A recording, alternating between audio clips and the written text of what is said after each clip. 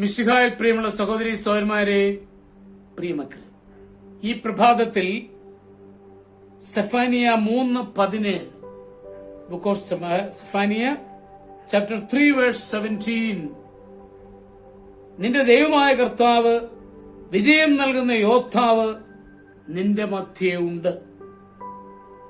ജപ്പാനിലെ കുട്ടികളും മുതിർന്നവരും സാധാരണ പറയാറുള്ള കഥയാണ് സദാക്കോയുടേത്. പ്രൈമറി സ്കൂളിൽ പഠിക്കുന്ന സദാക്കോ മികച്ച കായിക താരം കൂടിയായിരുന്നു. എല്ലാവർക്കും അവളോട് അതിരറ്റ വാത്സല്യമായിരുന്നു. എന്നാൽ പെട്ടെന്നാണ് അണുബോംബിന്റെ റേഡിയേഷൻ മൂലം ബ്ലഡ് ക്യാൻസർ അവളെ പിടികൂടിയത്.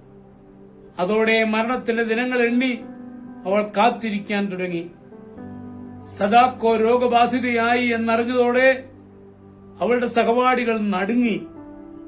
ഒരു ചിത്രശലഭം പോലെ ഒഴുകി നടന്ന അവളുടെ ജീവിതം അവരെ ആകർഷിച്ചിരുന്നു. അവളുടെ ഒരു സ്നേഹിത എപ്പോഴാണ് സമ്മാനമായ ഒരു കടലാസ് കൊണ്ട് നിർമ്മിച്ച കൊക്ക് അവർക്ക് നൽകിയത്. കൊക്കുകൾ വളരെ വർഷം കഴിഞ്ഞേ മരിക്കൂ. അതുകൊണ്ട് നീയും 1000 കൊക്കിനെ ഉണ്ടാക്കി നോക്ക്, നിനക്ക് രക്ഷപ്പെടാൻ കഴിയും. കൂട്ടുകാരിയുടെ വാക്കുകൾ അണയാറായ ദീപത്തിന് പ്രത്യാശയായി. സദാക്കോ ഉണർന്നു. പിന്നെ അവൾ ദ്രുതഗതിയിൽ കടലാസ് കൊക്കുകൾ ഉണ്ടാക്കാൻ തുടങ്ങി. 5, 10, 18, 36, 120 അവ വർദ്ധിച്ചു വന്നു. താൻ അനുനിമിഷം ഉന്മേഷവതിയായി തീരുന്നതായി അവൾ സ്വപ്നം കണ്ടു. രോഗം കഠിനമായി അവളുടെ ശരീരത്തെ കാർന്നു തിന്നുമ്പോഴും പാവം സദാക്കോ എണ്ണം തികയ്ക്കുവാൻ വേണ്ടി പുതിയൊരു കൊക്കിനെ നിർമ്മിക്കുകയായിരുന്നു.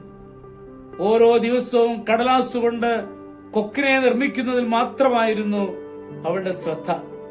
എന്നാൽ 700 എത്തുന്നതിന് മുൻപേ ആ കുഞ്ഞ് ജീവനെ ദൈവം തിരികെ വിളിച്ചു.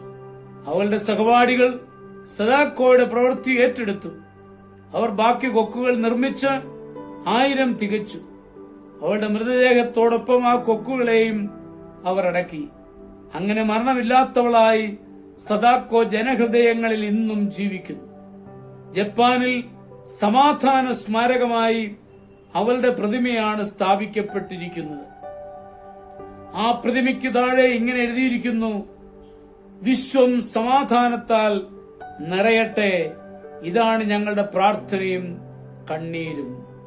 അതെ, ദൈവമായ കർത്താവാണ് നിനക്ക് വിജയം തരുന്ന യോദ്ധാവ്.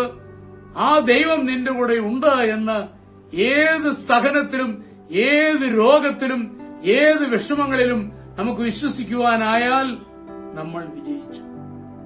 നമ്മുടെ കർത്താവ് ഈശോമിശിഹായുടെ കൃപയും പിതാവായ ദൈവത്തിന്റെ സ്നേഹവും പരിശുദ്ധാത്മാവിന്റെ സഹവാസവും പരിശുദ്ധ അമ്മയുടെ മധ്യസ്ഥതയും നിങ്ങൾ എല്ലാവരോടും കൂടി ധാരാളമായിട്ടുണ്ടായിരിക്കും, എപ്പോഴും എപ്പോഴും എന്നേക്കും. ആമേൻ.